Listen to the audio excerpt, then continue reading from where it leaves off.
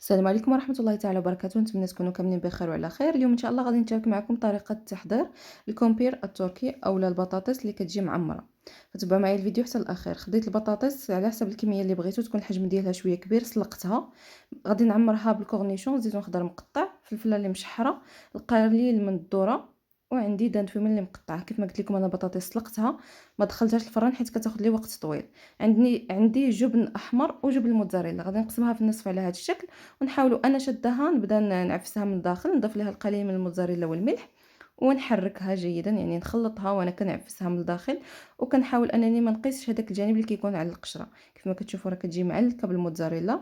غادي نضيف عليها الزيتون، الكورنيشون، داند فيمي، غنزيد عليها الذره، ونزيد عليها حتى الفلفله، جبن الموتزاريلا وجبن الاحمر، وندخلها الفران حتى يذوب ليا الفرماج وتحمر شويه، وعاد نقدمها ان شاء الله. كيف ما كتشوفوا نستمر بنفس الطريقه حتى نسالي الكميه كامله اللي عندي.